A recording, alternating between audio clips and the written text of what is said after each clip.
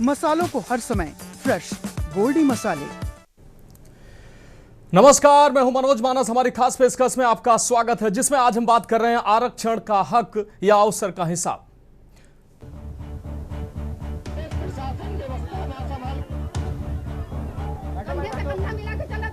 अगर मेरे को हाथ लगाया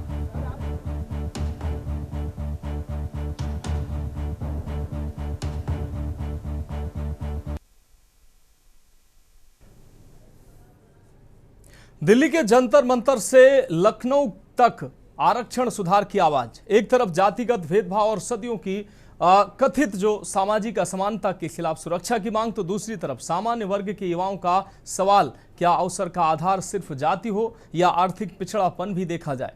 दिल्ली के जंतर मंतर पर आरक्षण सुधार और यूजीसी के इक्विटी नियमों के विरोध में बड़ी संख्या में प्रदर्शनकारी जुटे। प्रदर्शनकारियों ने जाति आधारित आरक्षण की समीक्षा, आर्थिक आधार को अधिक महत्व देने, क्रीमी लेयर के प्रावधान और यूजीसी के नियमों में बदलाव की मांग उठाई। कुछ प्रदर्शनकारियों ने अनुसूचित जाति जनजातीय अत्याचार निवारण कानून के यानी SC/ST के दुरुपयोग की आशंका जताते हुए उनमें सुधार की भी मांग की है। आपको बता दें, यह आंदोलन शुक्रवार से शुरू हुआ और ये उसी दिन शाम होते होते जंतर मंतर पर पुलिस और सुरक्षा बलों की मौजूदगी बढ़ी और कई प्रदर्शनकारियों को हिरासत में भी लिया गया। प्रदर्शनकारियों का आरोप रहा कि वह शांतिपूर्ण तरीके से अपनी बात रखना चाहते हैं, जबकि पुलिस उनके साथ बर्बरता कर रही है, उनको जबरन हिरासत में ले रही है। उसके बाद शनिवार को और फिर रविवार को भी यही स्थितियां देखने को मिली। बड़ी संख्या में लोग जंतर मंतर में पहुंचे। पुलिस की कार्रवाई को लेकर भी सवाल हालांकि उठे, लेकिन इस पूरे विवाद को सिर्फ आरक्षण हटाओ बनाम आरक्षण बचाओ की लड़ाई मान लेना शायद इस बहस के सबसे जरूरी हिस्से को नजरअंदाज करना होगा, क्योंकि आरक्षण सिर्फ नौकरी या कॉलेज की सीट का सवाल नहीं है। यह उस सामाजिक असमानता से जुड़ा विषय है जिसे संविधान ने कमजोर वर्गों को अवसर देने के लिए संबोधित किया। दूसरी तरफ आज का युवा और सवर्ण सवाल पूछ रहा है कि क्या वो उनका कोई हक, उनका कोई अधिकार नहीं है?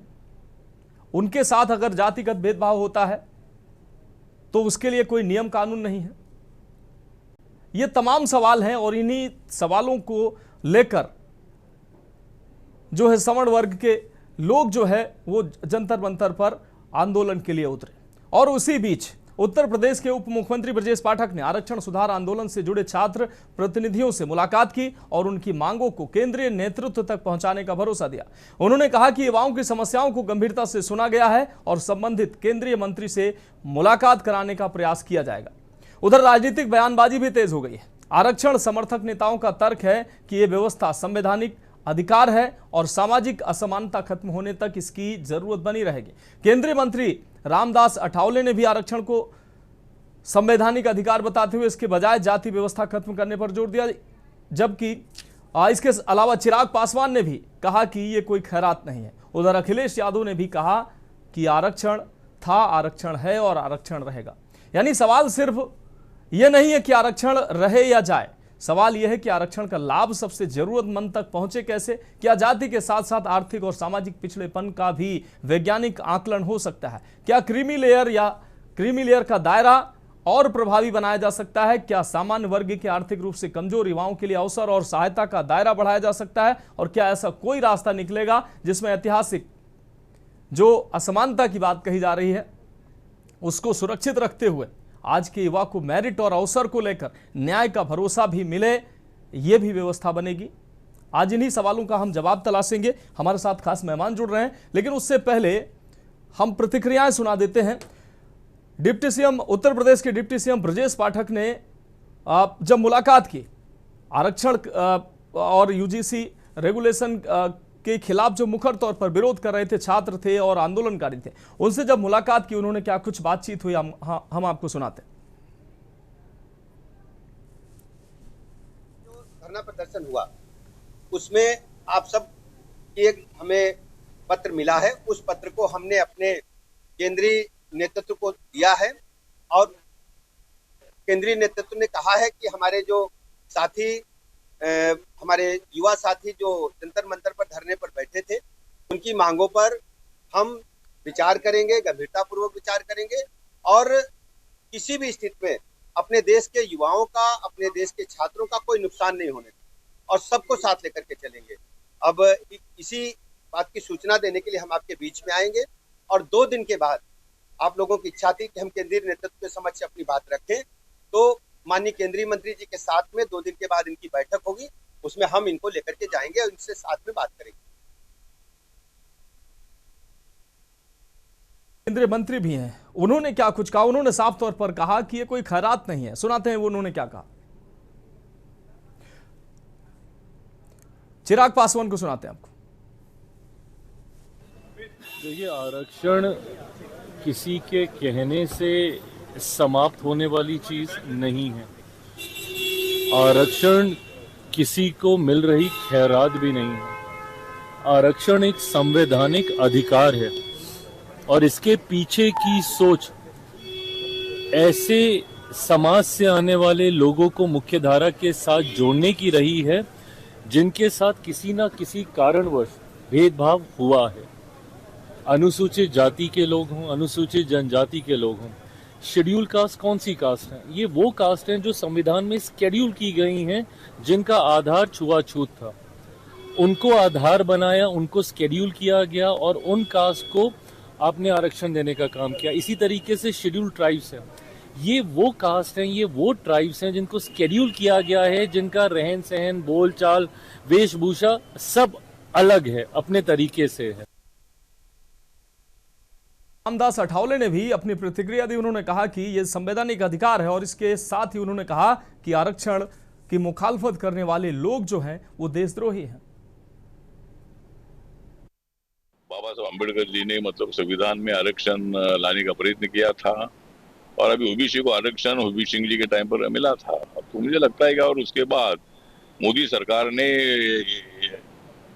इकोनॉमिक वीकर सेक्शन को भी 10% आरक्षण दिया है, तो हर जाति को अभी आरक्षण मिलता है। तो इसीलिए आरक्षण खत्म करने की इसको अधिकार नहीं है, ये सबका संवैधानिक अधिकार है। और इसकी मांग करने वाले लोग राष्ट्रद्रोही लोग हैं, इसके ऊपर इनके लोगों पर एक्शन होनी चाहिए। तो एक तरफ आरक्षण समर्थक हैं जो कह रहे हैं कि उनका संवैधानिक अधिकार है, इस पर चर्चा नहीं हो सकती है। दूसरी तरफ आरक्षण की मुखालफत करने वाले लोग हैं वो ये तो नहीं कह रहे हैं कि आरक्षण खत्म कर दीजिए, लेकिन वो ये जरूर कह रहे हैं कि आरक्षण का रिफॉर्म होना चाहिए। वक्त की मांग है, समय की मांग है कि आरक्षण रिफॉर्म होना चाहिए। ये इसमें देखा जाना चाहिए कि अब तक 70 सालों से अगर आरक्षण 75 सालों से दिया जा रहा है तो वास्तव में जो गरीब हैं और पिछड़े हैं, दलित हैं और या जो मुख्य धारा से बहुत पीछे छूटे हुए व्यक्ति हैं, उनको इसका लाभ मिल भी पा रहा है या नहीं मिल पा रहा है। और उसी वर्ग में एक नया वर्ग तैयार हो रहा है जो लगातार इसका पीढ़ी दर पीढ़ी लाभ लेता नजर आ रहा है। तो इन्हीं सवालों का आज हम जवाब तलाशने का प्रयास करेंगे। हमारे साथ खास मेहमान जुड़ चुके हैं। अमरेंद्र राय जी भारतीय जनता पार्टी से जुड़ चुके हैं, डॉक्टर अवधेश यादव जी सपा नेता हमारे साथ जुड़ चुके हैं, ब्रजेंद्र मिश्रा जी कांग्रेस नेता हमारे साथ जुड़ चुके हैं, कृष्णा पंडित जी वरिष्ठ पत्रकार हैं, साथ ही सवर्ण पक्षकार हैं, काशी से हमारे साथ जुड़ चुके हैं, पंकज रस्तोगी जी वरिष्ठ पत्रकार हमारे साथ जुड़े हुए हैं, मनीष शर्मा जी पॉलिटिकल एक्टिविस्ट हमारे साथ जुड़ चुके हैं। आप सभी मेहमानों का चर्चा में स्वागत करते हुए सबसे पहले अमरेंद्र राय जी का रुख कर लेते हैं। अमरेंद्र राय जी, एक तरफ चुनाव नजदीक है, अभी हाल ही में जंतर मंतर पर जिस तरीके से विरोध प्रदर्शन हुआ और नीट परीक्षा को लेकर और तमाम अन्य विषयों को लेकर, परीक्षा में गड़बड़ियों की सुधार और तमाम ऐसे विषयों को लेकर जिसमें सरकार को झुकना पड़ा, सरकार ने अपनी बातें माने। अब एक बार फिर से यूजीसी गाइडलाइन, जिसको सुप्रीम कोर्ट ने भी भेदभावपूर्ण की गाइडलाइन माना, उस पर अभी तक कोई फैसला नहीं आया है। सवर्ण वर्ग जो है, सवर्ण समुदाय है, वो पहले से इसकी मुखालफत कर रहा था, विरोध कर रहा था, लेकिन अभी तक ये मामला कुछ दिनों के लिए दबा हुआ था। एक बार फिर से अब सवर्ण जो है सड़कों पर उतर कर आया है। एक तरफ वो यूजीसी रेगुलेशन में जो गलत प्रावधान है उसको लेकर मांग कर रहा है कि इसमें बदलाव किया जाना चाहिए।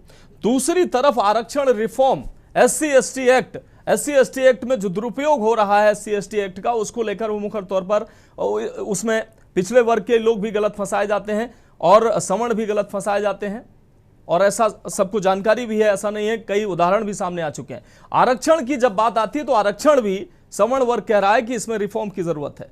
क्या जो सवर्ण मांग कर रहे हैं उनकी ये मांग ठीक है या ये अनावश्यक मांग की जा रही है?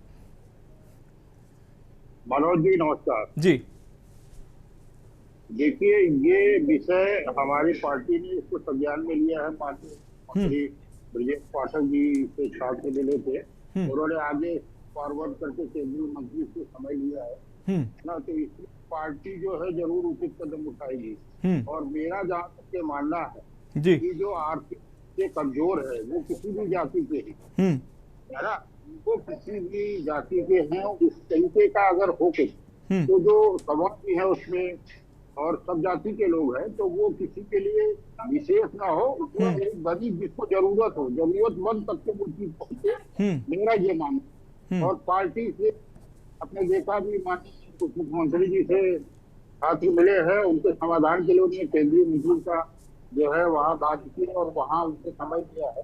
तो 2 दिन बाद जो अगर ये कुछ रिजल्ट जरूर निकालेगी पार्टी, क्योंकि इसका हल होना बहुत जरूरी है। क्योंकि ये 75 जो व्यवस्थाएं चली आ रही थी, जरूरी नहीं उसमें सुधार की जरूरत हो तो सुधार हो जाए। और जहां तक तो मेरा ये मानना है कि आर्थिक रूप से कमजोर है वो किसी भी जाति वर्ण शामिल से भी है, तो उसका आरक्षण कैसे किया जाए ज्यादा उचित रहे। लेकिन जब उप मुख्यमंत्री ने कहा है, जो प्रदर्शनकारियों से, छात्रों से, इनसे जब मुलाकात की है, जो मुखालफत कर रहे हैं, खासकर रिफॉर्म की बात कर रहे हैं, आरक्षण में रिफॉर्म, यूजीसी को लेकर बात कर रहे हैं, SC ST को लेकर बात कर रहे हैं, केंद्रीय मंत्री से बात कराने की बात कही गई है, लेकिन क्या आरक्षण पर रिफॉर्म अभी राजनीतिक दृष्टिकोण से देखा जाए तो लोग चर्चा कर रहे हैं कि बीजेपी की एक तरफ कुआं एक तरफ खाई है।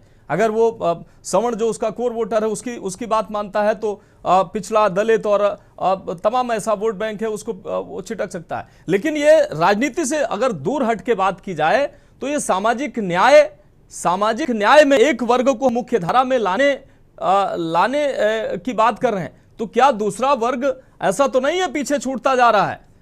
क्योंकि हर वर्ग में गरीब हैं, हर वर्ग में पिछड़े हैं, वंचित हैं।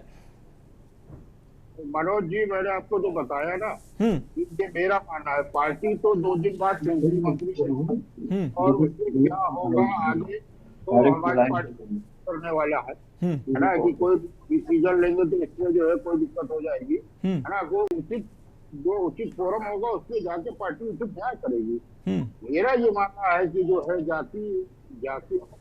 जाति और वर्ण हटा के अगर गरीब आरक्षण दिया जाए, गरीब आरक्षण, मेरा मतलब समझ, हाँ, आर्थिक आरक्षण यही मांग कर रहे हैं, यही ये लोग भी मांग कर रहे हैं कि आर्थिक आधार पर करिए, यानी कि आप सपोर्ट करते हैं आर्थिक आधार पर आरक्षण होना चाहिए। ये मानना है। पार्टी क्या करेगी 2 दिन बाद, माननीय मुख्यमंत्री जी ने निर्णय लिया है और उसको आगे मंत्री तक पहुंचाएंगे। ये पार्टी का विषय है, पार्टी अपने स्तर पे इसको जरूर लेगी और इसको जरूर निर्णय लिया जाएगा। ठीक है, आप जुड़े रहिए अमरेंद्र राय जी हमारे साथ। कृष्णा पंडित जी जुड़े हुए हैं, वरिष्ठ पत्रकार भी रहे हैं और सवर्ण पक्षकार हैं, खासी से हमारे साथ जुड़े हुए हैं।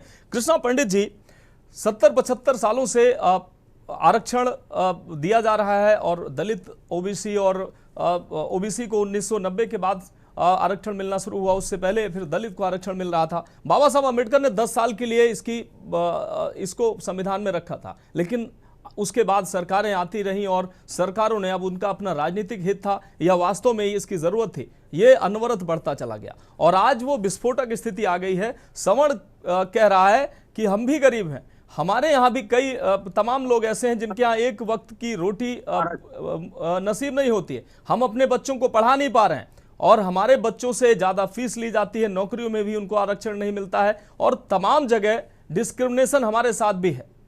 तो क्या उनकी आवाज को नकारा जा रहा है या एक वर्ग को मुख्य धारा में लाने के लिए दूसरे वर्ग को नजरअंदाज किया जा रहा है? आपको क्या लगता है? और दूसरी तरफ आरक्षण की जब बात करते हैं तो क्या ये आर्थिक होना चाहिए जो मांग की जा रही है, जबकि पहले आरक्षण की अवधारणा सामाजिक थी और अभी तक इसको मानने वाले मानते हैं? सभी साथियों को मेरा नमस्कार, प्रणाम, वंदन, अभिनंदन है जी। सबसे पहले मैं ये कहना चाहूंगा कि आजादी के बाद निश्चित तौर पर आरक्षण मिलना चाहिए और मिलता रहा जी, लेकिन वो आरक्षण किसको मिला इसका आकलन करना बहुत जरूरी है, बेहद आवश्यक है। क्योंकि कोई भी नेता वर्तमान की राजनीति में किसी भी पार्टी का कोई भी नेता इस पर बोलने को तैयार नहीं है जी। वो जानता है कि यदि मैं एक शब्द भी इसको टच करता हूं आरक्षण को लेकर के तो उसकी उंगली जल जाएगी। आप समझ रहे हो मैं क्या कहना चाहता हूं? बिल्कुल। आप देख लीजिए कि जो नेता आज पक्ष के रूप में आरक्षण को लेकर के आपने सुनाया है अठावले जी को, पासवान जी को या अन्य किसी को, तो आप देखिए कि पक्षकार के रूप में क्या कोई सवर्ण नेता भी सामने आया? कोई नहीं आया, कोई सामने नहीं आया और किसी ने भी मुखालफत नहीं की। अब दूसरी तरफ मैं आपका ध्यान आकर्षित करना चाहूंगा, आंदोलनकारियों की मांग क्या है? वो तो सिर्फ ये कह रहे हैं कि आरक्षण दिया जाए, आरक्षण से उनको कोई परहेज नहीं, कोई उनसे उनका विरोध नहीं, लेकिन आरक्षण जरूरतमंद को दिया जाए। क्या देश की राष्ट्रपति द्रौपदी मुर्मू जी, एक IAS अधिकारी टीना ढाबी जी को आरक्षण की आवश्यकता है? पीढ़ी दर पीढ़ी इनको आरक्षण चाहिए?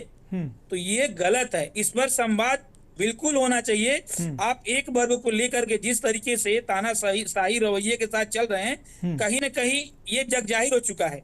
देखिए ये पहली बार नहीं है, आरक्षण पर जब कभी कोई बात अगर उठती है तो उसको दबा दिया जाता है, कुचल दिया जाता है। आप देखिए आंदोलनकारियों को किस तरीके से घसीट कर मारा जा रहा है, पीटा जा रहा है, डिटेन किया जा रहा है। यही नहीं, आप वहां अनुमति के लिए भी कितना प्रयास किया जा रहा है, फिर भी अनुमति 2 घंटे और 4 घंटे। जब आपको पता है कि लाखों लोगों की संख्या वहां उपस्थित होने वाली है, 2 घंटे में कौन से प्रोटेस्ट कर लेंगे? कौन कौन व्यक्ति अपनी बात रख लेगा? पहली बात देखिए, हमारे देश में सबसे बड़ी बात जो गंभीर विषय है कि हमारे जो राजनीति के लोग हैं, जो नेता हैं, वो सिर्फ अपने स्वार्थ की राजनीति कर रहे हैं। समाज की उत्थान और समाज के लिए यदि वो आरक्षण पर एक निदान चाहते हैं तो निश्चित तौर पर पहले दिन जिस तरीके से आंदोलनकारियों का प्रदर्शन था, एक गंभीर केंद्रीय सरकार के द्वारा कोई भी कमेटी गठित कर विषय पर वार्ता होता और कहीं न कहीं सुनिश्चित रूप से इसका एक समाधान निकलने को दिखता। लेकिन लोगों में आक्रोश बढ़ने और बढ़ाने का काम कौन कर रहा है? सिर्फ बीजेपी की वर्तमान सरकार कर रही है। आप डिटेन कर रहे हो, जिस तरीके से लोगों को मार रहे हो, पीट रहे हो, कई लोग घायल हुए हैं। और तो और एक ऐसी समस्या का आप जन्म दे रहे हो जो शायद पहले के 75 वर्षों में वो समस्या किसी को नहीं दिखी जी। आपने कहा कि क्या आरक्षण मिलना चाहिए? आरक्षण मिलने से किसी सवर्ण को, किसी सामान्य वर्ग को कोई परहेज नहीं, लेकिन आरक्षण किसको मिल रहा है, कहां तक पहुंच पा रहा है?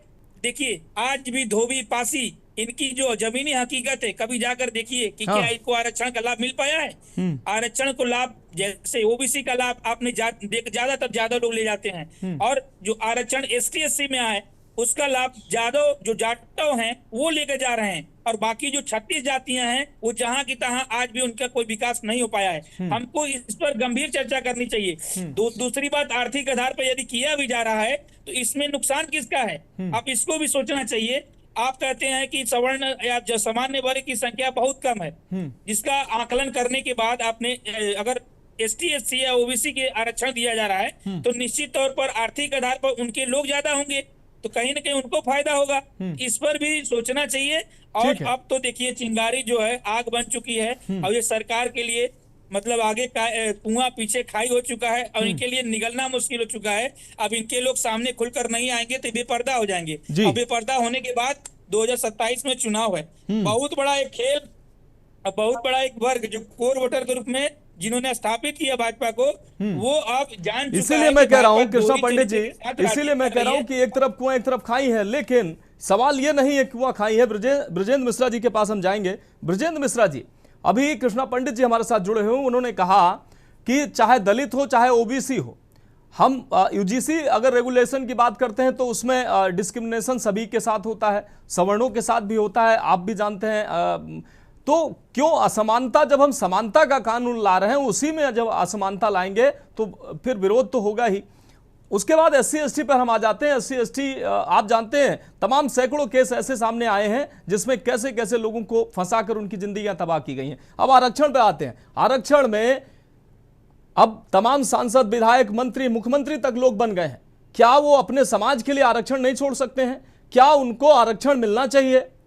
आरक्षण पर बहस सबसे ज्यादा है। सवर्ण को एक तरफ कर दीजिए, सवर्ण को इसका लाभ मिले ना मिले, लेकिन दलित और OBC में एक नया वर्ग बनता जा रहा है, एक बहुत ज्यादा विकसित समाज बनता जा रहा है, बहुत ज्यादा अमीर समाज बनता जा रहा है, दूसरा उसी में बहुत नीचे पायदान पर आज भी है, उसको आरक्षण का लाभ नहीं मिल पा रहा है। तो क्या रिफॉर्म नहीं होना चाहिए?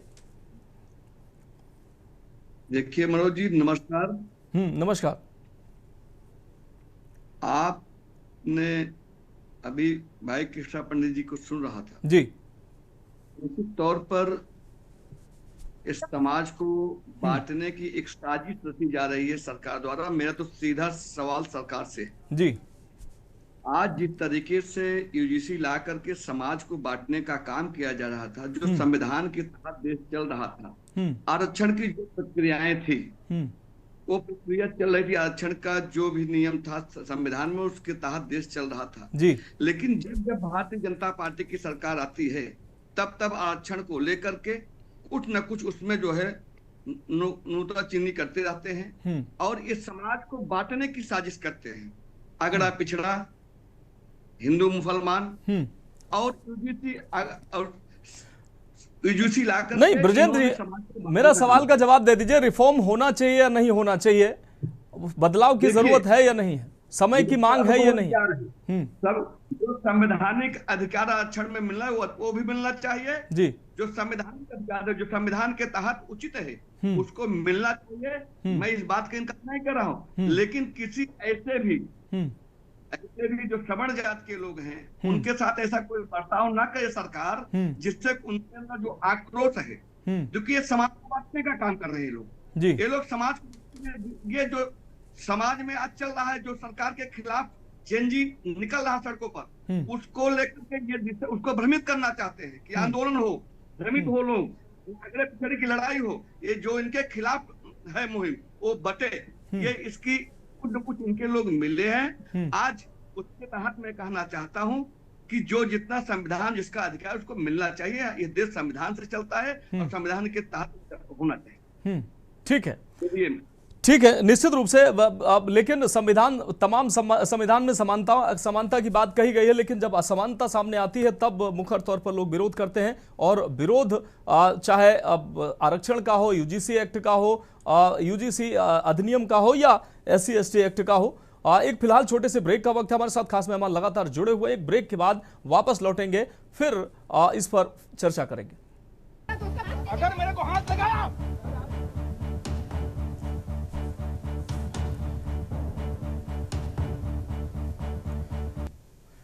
तो ब्रेक के बाद हमारी खास पेशकश में एक बार फिर से आपका स्वागत है। हम बात कर रहे हैं आरक्षण का हक या अवसर का हिस्सा। सीधे चर्चा का रुख कर रहे हैं। हमारे साथ समाजवादी पार्टी से डॉक्टर अवधेश यादव जी जुड़े हुए हैं। डॉक्टर अवधेश यादव जी, P4 पंडित की बात करने वाले अखिलेश यादव जब सवर्णों ने अब सड़कों पर उतरकर मुखर विरोध करना शुरू किया, चाहे यूजीसी का हो, SC/ST एक्ट का हो या आरक्षण का हो, अखिलेश यादव जी कह रहे हैं कि नहीं, आरक्षण था, आरक्षण है, आरक्षण रहेगा। निश्चित रूप से आरक्षण रहना चाहिए। मैं ये कह ही नहीं रहा हूं कि आरक्षण हटना चाहिए, लेकिन क्या अखिलेश यादव को आरक्षण की जरूरत है? 5 सांसद अखिलेश यादव के हैं, 5 परिवार के ही हैं। क्या दूसरा कोई यादव काबिल नहीं है? या अखिलेश यादव हो, तेजस्वी यादव हो, रामदास अठावले हो, चिराग पासवान हो, इनको आरक्षण की जरूरत है? मुख्यमंत्री हो गए, मंत्री हो गए, सांसद, विधायक, IAS PCS हो गए। इसी समाज के हजारों लाखों लोग आज दयनीय जिंदगी जीने को मजबूर हैं। क्या इन लोगों ने अपने समाज की फिक्र की? क्या उनको उनका हक दिलाने का प्रयास किया? या ये उससे हटते कि भाई हम आरक्षण छोड़ते हैं ताकि हमारे समाज के दूसरे लोगों को अधिकार मिल सके? तो आज जब सवर्णों के द्वारा आरक्षण में रिफॉर्म की बात कही जा रही है, तब राजनीति इस पर शुरू हो गई है। क्या राजनीति इस पर होनी चाहिए? आपके हिसाब से रिफॉर्म की जरूरत है या नहीं है? SC/ST एक्ट में यादव फंसाए जाते हैं, पटेल फंसाए जाते हैं, तमाम अन्य लोग फर्जी फंसाए जाते हैं। इसमें भी सुधार की जरूरत है या नहीं है? और यूजीसी को लेकर क्या आपका वक्तव्य है? सबसे पहले तो मनोज जी सादर प्रणाम जी। और हमारा ये कहना है कि देश में आरक्षण व्यवस्था जो है संविधान के दायरे में लागू है और इसमें रिफॉर्म की आवश्यकता तो है ही, जो आप कह रहे हैं जी। इसमें रिफॉर्म की अत्यंत आवश्यकता है। और आप तो कभी कभी 0.1% की बात कर रहे हैं और इसमें जान लीजिए कि आप देश के जो लास्ट तबके की बात करते हैं, लास्ट पायदान पे खड़े लोगों की आप बात करें, कभी भी आप लोग चर्चा इस पे भी करें कि 0.1% का नाम लेते हैं आप लोग कि उनको आरक्षण की जरूरत है कि नहीं है। हमारे देश में करोड़ों लोग ऐसे हैं जो हमेशा से आरक्षण का लाभ पाकर भी आज की डेट में वो हैंड माउथ हैं। तो उनके विषय में आपको सोचने की जरूरत है। आप मीडिया जो है लोकतंत्र के चौथे स्तंभ हैं। मैं गुजारिश करूंगा कि चर्चा उनपे भी होनी चाहिए। नहीं घुमाइए मत, जात धर्म के लोग हैं भाई अवधेश जी, घुमाइए मत, सीधा आप जवाब दे दीजिए। क्या अखिलेश जी अगर आरक्षण छोड़ देंगे तो दूसरे यादव भाई को उसका फायदा मिलेगा नहीं मिलेगा? क्यों नहीं छोड़ देते? वो तो मुख्यमंत्री भी हो चुके हैं, पूरा परिवार, करोड़ों अरबों की संपत्ति भी है। नहीं, मेरा ये कहना है कि जब आपने कहा कि रिफॉर्म होने की जरूरत है कि नहीं, तो मैं तो कहता हूँ पूर्णतः रिफॉर्म की जरूरत है। जिसकी जितनी संख्या भारी उसकी उतनी हिस्सेदारी, इतना उसको होना चाहिए। आरक्षण जब रिफॉर्म होगा तो एससी, बैकवर्ड, माइनॉरिटी और एसटी की आबादी देश में 90% से एबव होकर आएगी, जिसके हिसाब से संविधान के दायरे में आकर आरक्षण लागू होना चाहिए। मेरिट पे अब कुछ नहीं, अब सब आरक्षण के आधार पर ही होगा। आरक्षण में भाई, आरक्षण, जब आरक्षण की आप बात कर रहे हैं, 70 सवाल ये किया जा रहा है कि इतने सालों से आप दे रहे हैं आरक्षण, ठीक है दीजिए, सवर्णों को भी एक साइड कर दीजिए, लेकिन जिसको दे रहे हैं उसमें भी आखिरी पायदान पे व्यक्ति पहुंच रहा है, उसके जो खड़ा है उसके पास इसका लाभ क्यों नहीं पहुंच पा रहा है? इसकी चिंता कौन करेगा? अवधेश जी, ये तो देश की और प्रदेश की सरकारें इसको डिसाइड करेंगी ना कि आरक्षण जो देश और प्रदेश में लागू है। नहीं तो आप तो कह रहे हैं, अखिलेश जी तो कह रहे नहीं आरक्षण पे तो चर्चा ही नहीं हो सकती। चिराग जी कह रहे हैं, अखिलेश जी कह रहे हैं आरक्षण पे तो चर्चा ही नहीं हो सकती, फिर कैसे काम बनेगा? आप भाई अब कौन मलाई छोड़ेगा कि भाई अगर कुछ अच्छा व्यवस्था कुछ अच्छा उनको दे रही है, इसका लाभ उनको मिल रहा है, तो वो कैसे, क्यों छोड़ना चाहेंगे? मैं तो केंद्र सरकार से मांग करता हूं कि आरक्षण रिफॉर्म होना चाहिए, जिसकी जितनी संख्या भारी उसकी उतनी हिस्सेदारी के हिसाब से आरक्षण लागू किया जाए। चलिए ठीक है। हमारे साथ मनीष शर्मा जी पॉलिटिकल एक्टिविस्ट हमारे साथ जुड़े हुए हैं। मनीष जी, जब हम आरक्षण की बात करते हैं तो आर्थिक आरक्षण अगर लागू होगा तो क्या जो उद्देश्य है आरक्षण का वो पूरा होगा? अब जब इस समय बहस का मुद्दा यह है कि सामाजिक आरक्षण ना होकर आर्थिक होना चाहिए, क्योंकि जिन लोगों को हम आरक्षण दे रहे हैं, जिस वर्ग को हम आरक्षण दे रहे हैं, उस वर्ग का, बहुसंख्यक वर्ग का उसको फायदा नहीं पहुंच पा रहा है, भला नहीं हो पा रहा है। तो ये फायदा ले कौन जा रहा है? पीढ़ी दर पीढ़ी ये फायदा कौन ले जा रहा है? और रिफॉर्म की जरूरत है आपकी नजर में नहीं है SC ST को लेकर और UGC को लेकर? आप क्या कहेंगे, जो अभी मांग है खासकर सवर्णों की?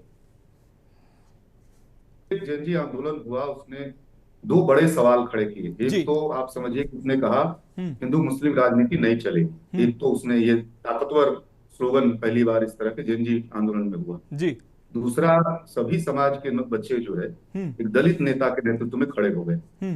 अभिजीत दीप के आप देखेंगे जो पूरा नेतृत्व है जनजी आंदोलन का, वो आमतौर पर पिछड़े दलित समाज के लोग, और उनके नेतृत्व में पूरा आप देखिए जनजी खड़ा हो गया। तो आप ये दो सवाल जो था, जो हमारा जो भविष्य है, जो हमारी नई पीढ़ी है, उसके अंदर इस तरह का विभाजन को लेकर तो उसके अंदर अच्छी खासी नाराजगी, गुस्सा है।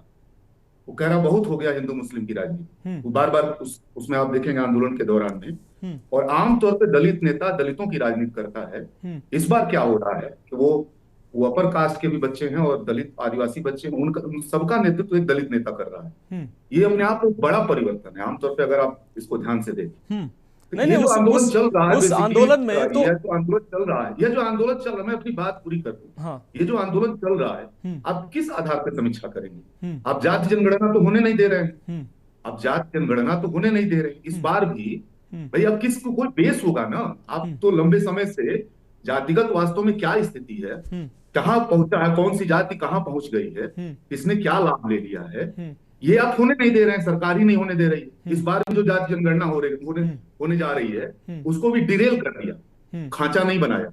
ओबीसी जैसे आप SC ST का तो पहले से हो रहा है जनगणना, तो SC ST का खांचा बनाया जाता है। पहले पूछा जाता है कि आप SC ST से हैं, बोलते हैं हाँ, तो फिर उसके बाद पूछा जाता है इसमें से किस जाति से हैं। ये खांचा ओबीसी का और अपर कास्ट का नहीं बनाए। फिर वो अब अगर मान लीजिए हम तिवारी लिखे, कोई अगर मिश्रा लिखे, कोई अगर द्विवेदी लिखे, तो जितनी टाइटल्स है उतनी जातियां हो जाएंगी। तो इसका मतलब फिर 47-48 लाख जाति आने वाली। तो अगर आपको वास्तव में अगर ईमानदार है समीक्षा को लेकर के, तो ईमानदारी से जाति जनगणना होने दीजिए। क्यों नहीं करने दे रहे, क्या दिक्कत है? तभी आपके पास जो आंकड़े हैं मनोज जी, वो आंकड़े तो 1931 का है। चलिए, आपके पास आंकड़े 1931। मनीष जी, एक सवाल, हम आपको डिस्टर्ब कर रहे हैं मनीष जी, इंटरप्ट कर रहे हैं, इसके लिए माफी चाहते हैं। जब महिला आरक्षण की बात आई तब आपने कहा कि मौजूदा स्थितियों पर आरक्षण दीजिए, उस पर समीक्षा कीजिए कि उसी पर आरक्षण। आज जब आज की बात हो रही है कि समीक्षा होनी चाहिए, तब आप कह रहे हैं कि नहीं, पहले जातिगत जनगणना हो जाए तब समीक्षा होगी इसकी। तो समीक्षा हो ही नहीं सकती है, कैसे समीक्षा होगी? अगर समीक्षा होगी अभी के दौर में, तो आपको आज के समय की आबादी का, वो तो अगर आप चाहते तो बहुत देर की बात नहीं थी, भविष्य की बात ही नहीं मैं कर रहा हूं। मैं कह रहा हूं इसी जनगणना में जो चल रही है जी, इसी जनगणना में 1 साल के अंदर आपके सामने सारी तस्वीर स्पष्ट होकर सामने आ जाती। मैं भविष्य की बात ही नहीं कर रहा हूं भाई, इसी साल आ जाता। मतलब अब जो चल रहा अभी करेंट टाइम में जनगणना चल रही है, और अभी आप कुछ ही दिनों में आपके सामने रिजल्ट आ जाता, फिर बैठ के समीक्षा कर लेते कि आरक्षण कितना लागू हुआ। अगर आज भी आप देखेंगे आरक्षण कितना लागू हुआ, अगर इसको खाली मोटा मोटी भी समझे अगर, तो 9 लाख बैकलॉग के पद हैं देश भर में। केवल उत्तर प्रदेश में 3 लाख बैकलॉग के पद हैं। पिछले 10 सालों में 1 सीट बैकलॉग का नहीं भरा गया। आप विश्वविद्यालयों में प्रोफेसर का वो देख लीजिए, कितने प्रोफेसर हैं? 27% लागू है क्या प्रोफेसर में? आप देख लीजिए, 2-3%, 4% से कितने कुलपति हैं? आपके मीडिया हाउस में कितने इस तरह के संपादक हैं जो दलित पिछड़े समाज से आते हैं? जरा हमको बता दीजिए। आप जुडिशरी में चले जाए, उसका मोटा मोटी अगर आपको आकलन करना हो, तो आरक्षण इस देश में लागू होने ही नहीं दिया किसी सरकार ने ठीक ढंग से। ये बेसिक बात है। उसको तमाम तरीके अपना करके, एनएफएस अपना करके, बैकलॉग को रख करके, जुडिशरी में और सेना में राष्ट्र का नाम लेकर के, वहां आप देखेंगे तो वहां आरक्षण है ही नहीं, कोई होता ही नहीं है। मेरा ही कहना है कि अगर वर्तमान में भी समीक्षा करेंगे तो कहीं भी 27% और कहीं भी SC/ST का जो तय किया गया है, देश के किसी संस्थान में हमको बता दीजिए अगर लागू हो, तो मैं ही चैलेंज कर रहा हूं किसी के लिए, लागू ही नहीं हुआ। और दूसरी बात, अगर इसकी संपूर्ण समीक्षा करनी है आपको, तो आपको जाति जनगणना एक स्पष्ट तस्वीर भारत की आपको अपने सामने लानी पड़ेगी, तभी आप कोई समीक्षा के लिए एक कदम भी उसमें आगे बढ़ पाएंगे। चलिए मनीष जी, क्रीमी लेयर की हम बात कर लेते हैं। क्रीमी लेयर, अब मुख्यमंत्री, सांसद, विधायक, IAS, PCS जो तमाम ऐसे लोग हैं, इनको भी आरक्षण क्या अब आरक्षण की जरूरत है? जो उद्देश्य था क्या पूरा नहीं हुआ इन लोगों का? मुख्यमंत्री व्यक्ति बन गया है तो भी वो पिछड़ा ही है, प्रधानमंत्री बन गया पिछड़ा ही है, राष्ट्रपति बन गया पिछड़ा ही है। पिछड़ा और मुख्य धारा से जोड़ने की अगर बात हो रही है, तो क्या मुख्यधारा से कब कैसे जुड़ेंगे और कैसे जुड़ेंगे? तो फिर आर्थिक जब बात कही जाती है, आर्थिक बात कही जाती है, आर्थिक आरक्षण की बात कही जाती है, वो कितना संभव है? नहीं, अगर आप पहली बात तो एक कंसेप्ट ही गड़बड़ है कि वो आरक्षण आर्थिक आधार पर दिया ही नहीं गया है। पहली बात हम दिमाग में कल्पना कर लेते हैं कि आर्थिक रूप से तो राष्ट्रपति बहुत मजबूत हो गए हैं, लेकिन उस आधार पर आरक्षण दिया नहीं गया है। क्या उनके साथ किसी राष्ट्रीय अध्यक्ष, कांग्रेस के राष्ट्रीय अध्यक्ष हैं, उनके जाने के बाद उत्तराखंड में और उसको शुद्ध किया जा रहा है उस जमीन को? आप जरा समझिएगा, अखिलेश यादव जब अपने घर से निकलते हैं तो गंगा जल से धोया जा रहा है। राष्ट्रपति को किसी मंदिर में, दोनों राष्ट्रपतियों को, जो पुराने राष्ट्रपति अभी राष्ट्रपति हैं, किसी मंदिर में घुसने से रोक दिया जा रहा है। वो तो राजनीति का हिस्सा है, राजनीति। आप क्या अगर ये भेदभाव राष्ट्रपति के साथ हो सकता है, अगर ये भेदभाव किसी केंद्रीय पार्टी के राष्ट्रीय अध्यक्ष के साथ हो सकता है, तो आप आर्थिक आधार, इसका मतलब भेदभाव जारी है। ये तो दिखलाता है कि जिस आधार पर उनको आरक्षण दिया गया है वह भेदभाव जारी है। वो राष्ट्रपति के साथ भी हो रहा है, वो प्रधानमंत्री के साथ भी हो रहा है, मुख्यमंत्री के साथ भी हो रहा है, तो कैसे आरक्षण उनका खत्म कर देंगे?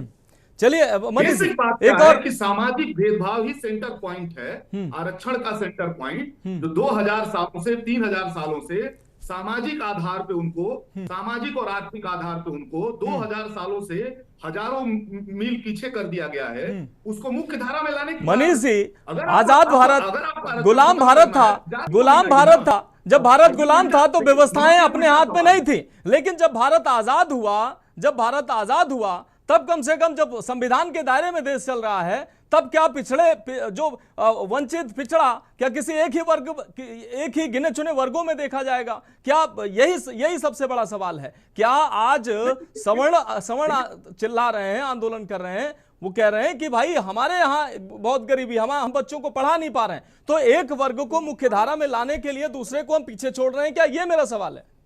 मनोज जी वो समस्या अर्थव्यवस्था का है। हाँ। आपने अपनी अर्थव्यवस्था ऐसी बना ली है, जो आर्थिक जो बेरोजगारी की बात कर रहे हैं, 45 साल बाद 2017 में ही संसद में स्वीकार किया सरकार ने। सर पैसे का खेल है, साल बाद ऐसी पैसे का खेल है सर, सर पैसे का खेल है। 2 मिनट सुन लीजिए आप जी। तो 45 साल बाद बेरोजगारी आप कैसी है? ये जो सवाल है सवर्ण साथियों का या सवर्ण लड़कों का या सवर्ण नौजवानों का जो सवाल है, वो सवाल वो गुस्सा आरक्षण की तरफ जाने के बजाय एक अर्थव्यवस्था की तरफ जाना चाहिए। कैसी अर्थव्यवस्था तुमने बना दी?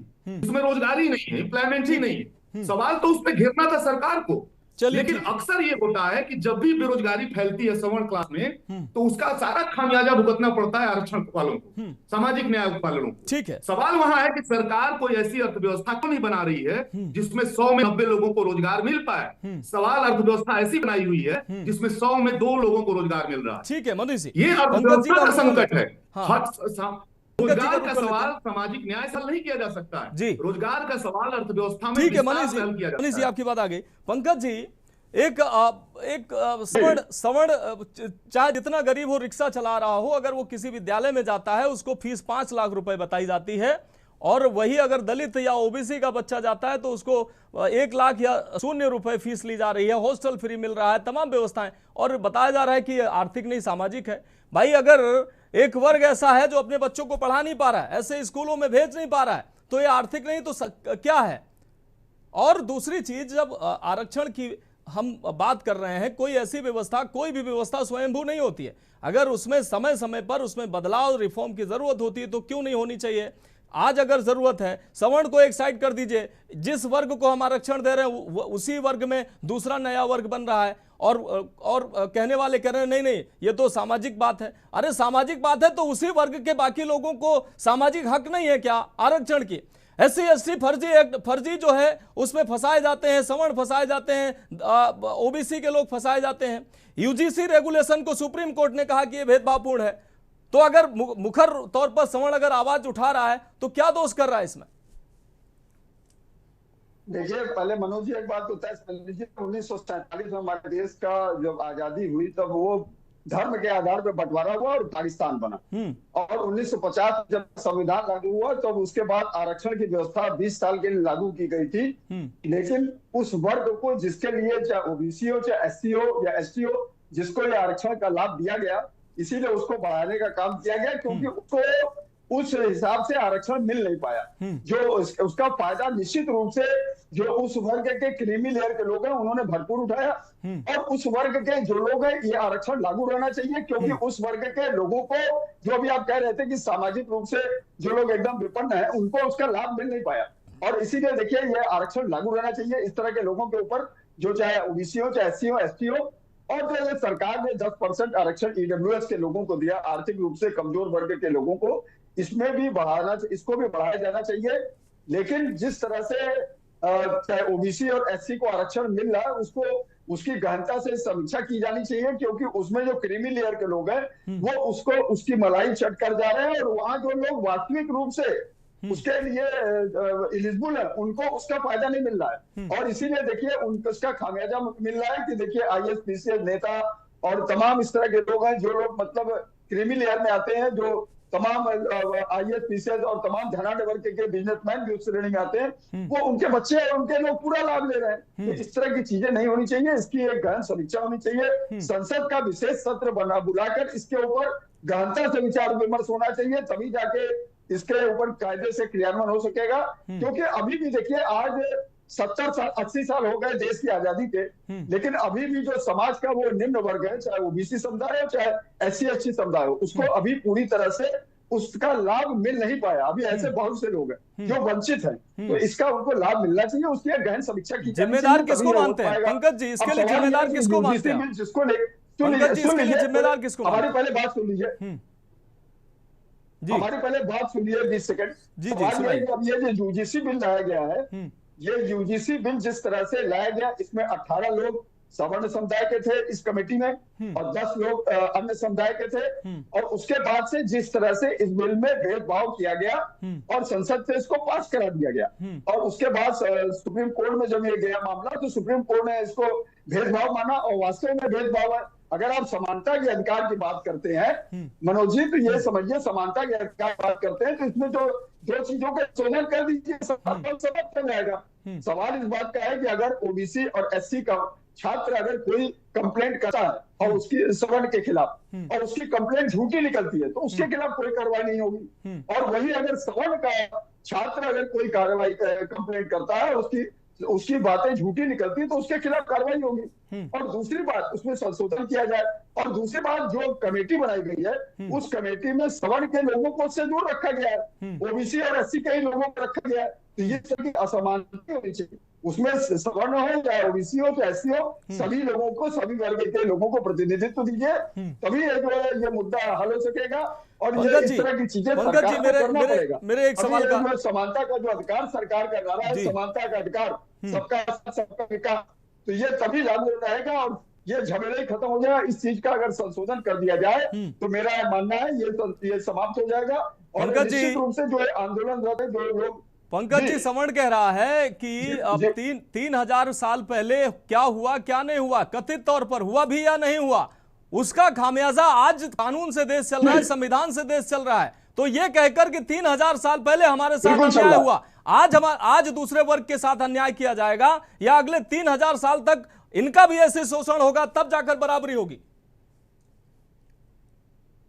देखिए मनोज जी, निश्चित रूप से जो ये यूजीसी कमीशन लाया, विनीत जोशी यूजीसी कमीशन के अध्यक्ष थे और जिस समय ये धर्मेंद्र प्रधान जो अभी पूर्व के शिक्षा मंत्री थे, तो ये सब चीजें लाई गई तो कहीं ना कहीं से इसमें कमियां हैं। सवर्ण समुदाय आज जो दलित है, जो खड़ा है, तो जो मैंने अभी सुझाव दिया अगर उसको आप अमेंडमेंट कर देते तो ये मामला अपने आप समाप्त हो जाएगा। निश्चित रूप से अगर आप समानता के अधिकार की बात करते हैं तो सारे लोगों को कमेटी में रखिए और अगर कोई झूठी कंप्लेंट करता है तो सबको उसकी सजा दीजिए, चाहे ओबीसी का हो, एससी का हो, सवर्ण का हो। इसमें एक तरफा कार्रवाई मत करिए कि नहीं अगर वो ओबीसी एससी का अगर कंप्लेंट झूठी निकलती तो उसके खिलाफ कार्रवाई नहीं होगी और अगर सवर्ण का व्यक्ति कंप्लेंट करता है झूठी निकलती है तो उसके खिलाफ कार्रवाई होगी। तो अगर आप समानता के अधिकार की बात कर रहे हैं तो बराबर का हक दीजिए। और जो कमेटी आप बना रहे हैं वहां पर जितने विश्वविद्यालयों में जो कमेटी बनेगी उस कमेटी में बराबर से आप रखिए, उसमें ओबीसी वर्ग के भी लोग, एससी वर्ग के भी लोग, एससी वर्ग के और सामान्य वर्ग के लोग, सभी लोग सदस्य रहे और उसकी समीक्षा करे तब उसके बाद फैसला हो।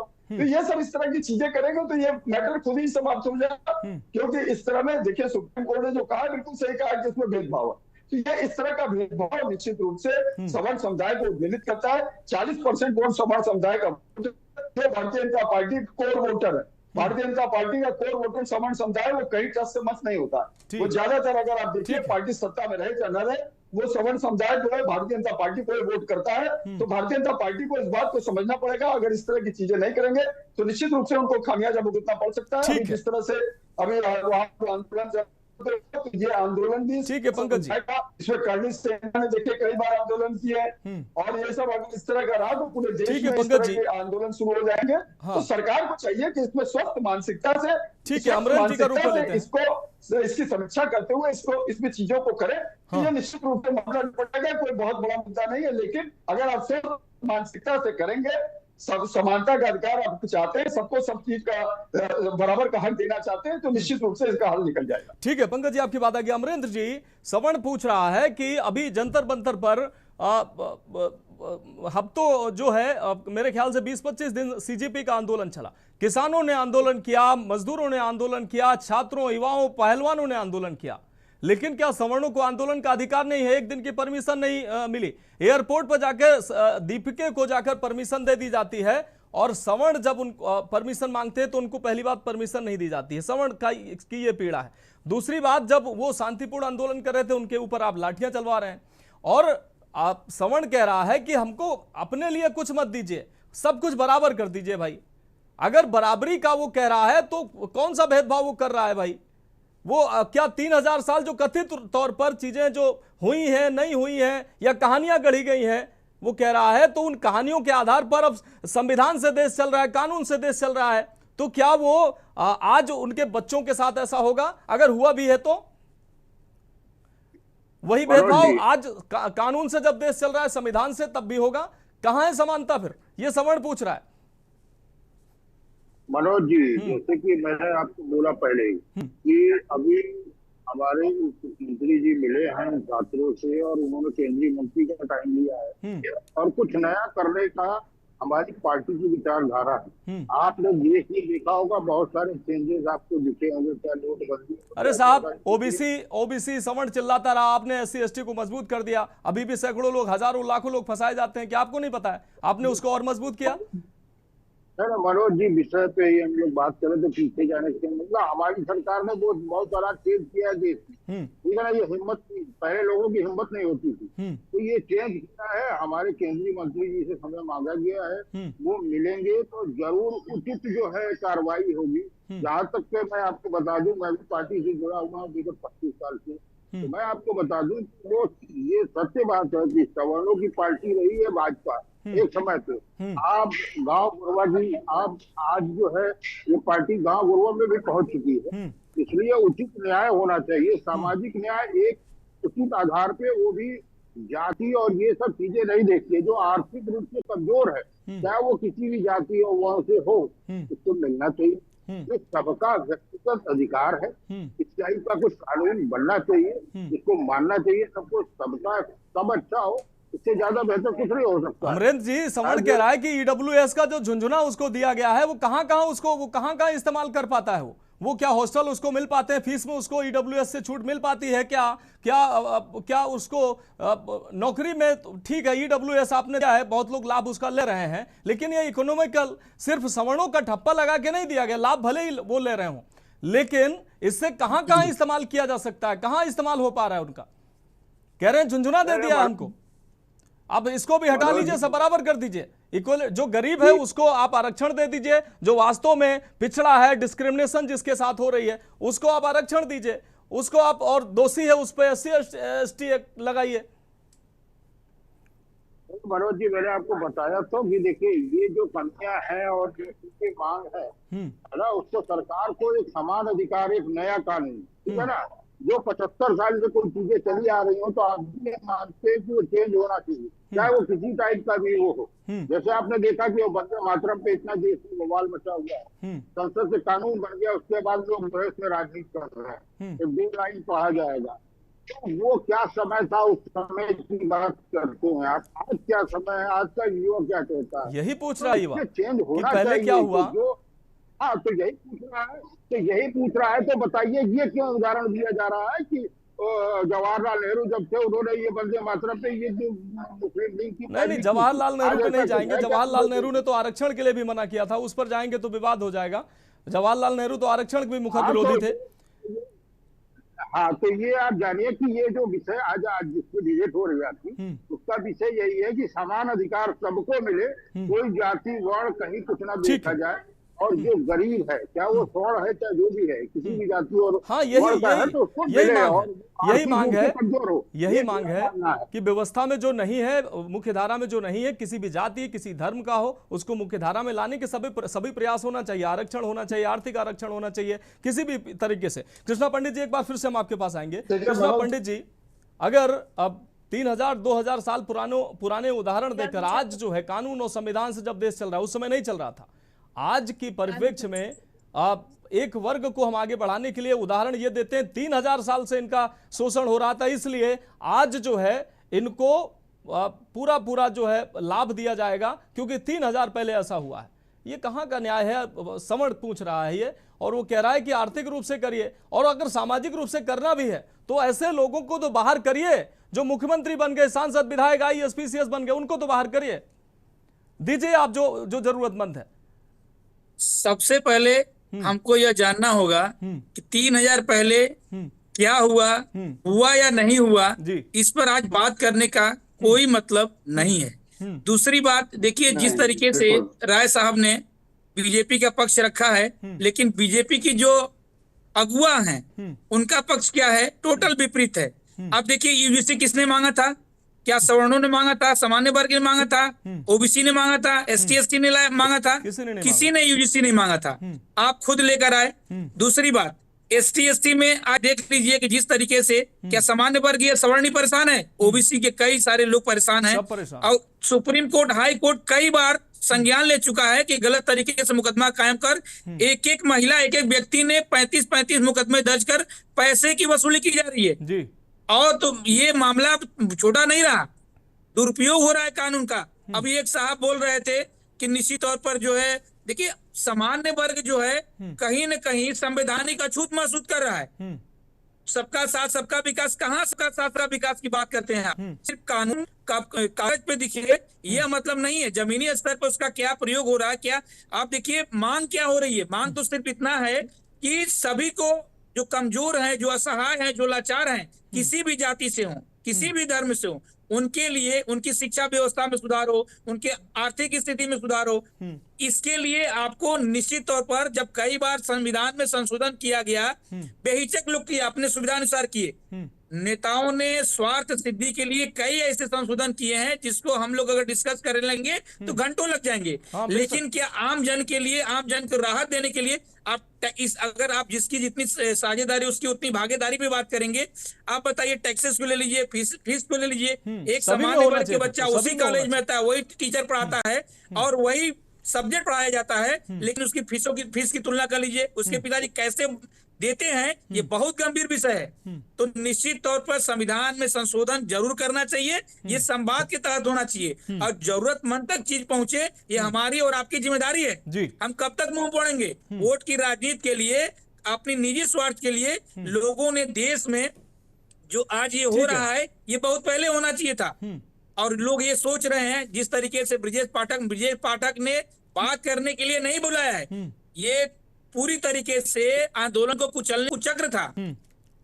ठीक है, पूरी तरीके से। ठीक है कृष्णा पंडित जी, आपकी बात आगे। हालांकि मनीष जी के पास हम जाना चाह रहे थे, लेकिन हमें लगातार कमांड मिल रही कि आगे समय इजाजत नहीं देता है। इस खास चर्चा में जुड़ने के लिए आप सभी सम्मानित मेहमानों का बहुत शुक्रिया। लेकिन सवाल यही है कि जो जरूरतमंद हो, किसी भी वर्ग का हो, उसको हर तरीके से सरकार आरक्षण के माध्यम से हो, आर्थिक आरक्षण के माध्यम से हो, समानता लाने का प्रयास किया जाना चाहिए।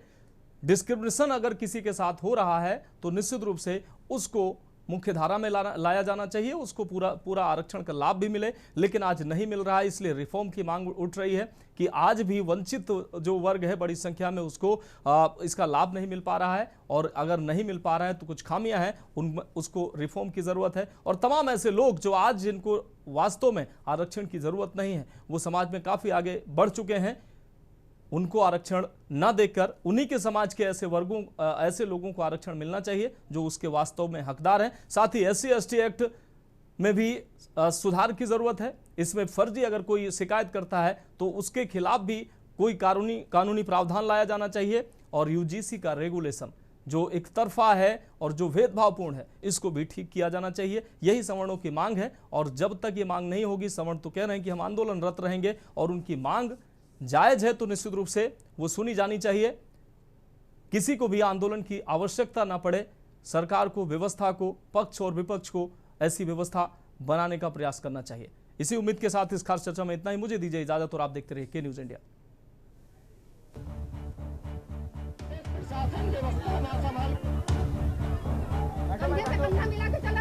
अगर मेरे को हाथ लगाया